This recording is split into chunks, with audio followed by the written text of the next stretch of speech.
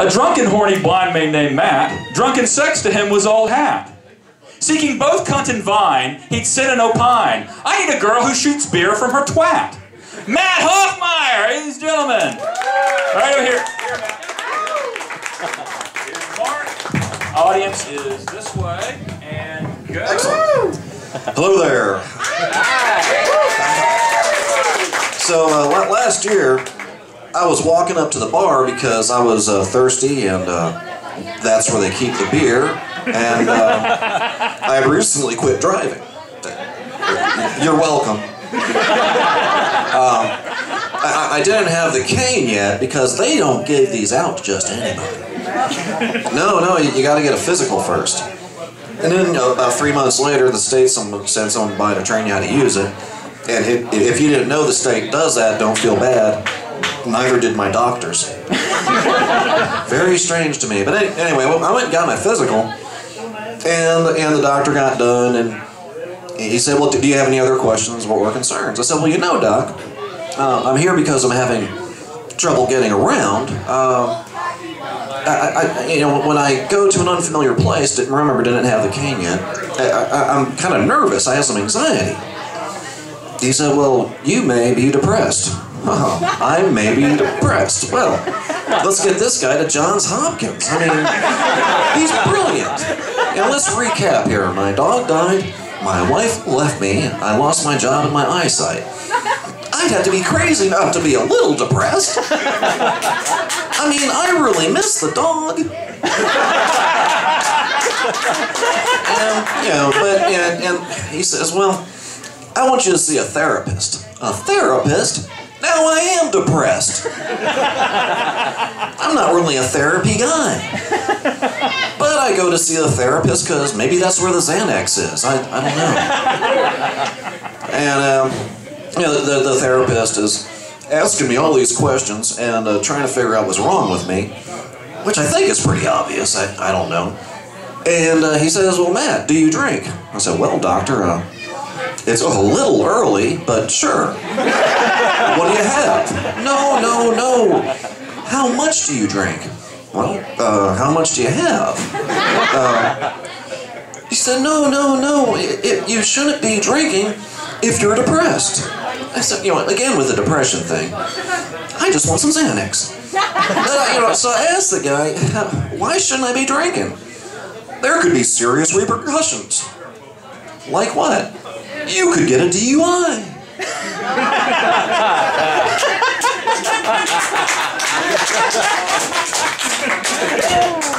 I kind of tuned out the rest of the session. I mean, ladies and gentlemen, if I'm driving towards you, we both have bigger problems than if I've had a little too much to drink.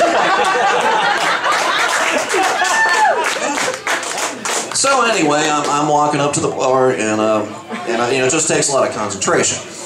You got to stay on the sidewalk. Don't walk into the street. Don't go into the ditch. Crossing the road's a little tricky. Especially I didn't have this yet. So I'm listening for traffic. I step out and whoosh!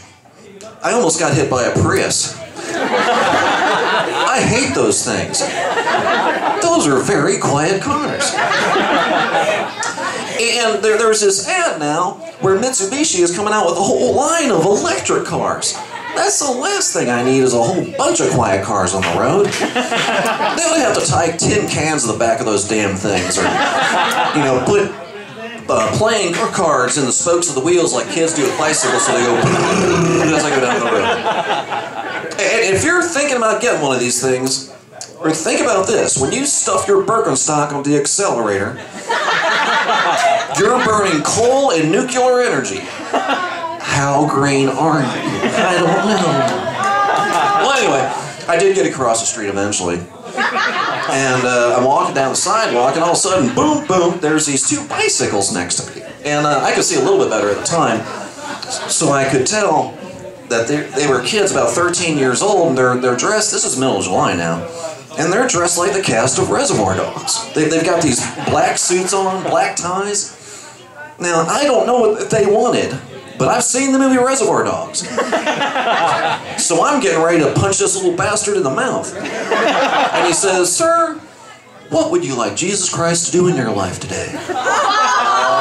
Well, mainly for you two to leave me alone.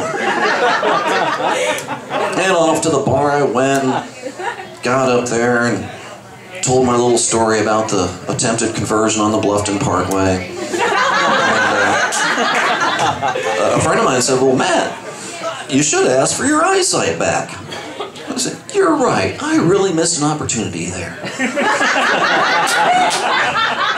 So now when these guys show up at my doorstep to convert me to whatever, I don't know, I say, fellas, hold it right there. Don't say a word. But I tell you what, if you say a prayer out of whatever book you use, and I can see again, I will be down wherever you worship every Friday, Saturday, whenever you do it. I'll be there. I mean, if you handle snakes, I'll do it. If you roll around in cottage cheese, I'll do it. I'm your guy. You want me to believe in something? Transubstantiation. Why not? The Immaculate Conception. Could have happened. And here's where we can have our ecumenical moment for the night.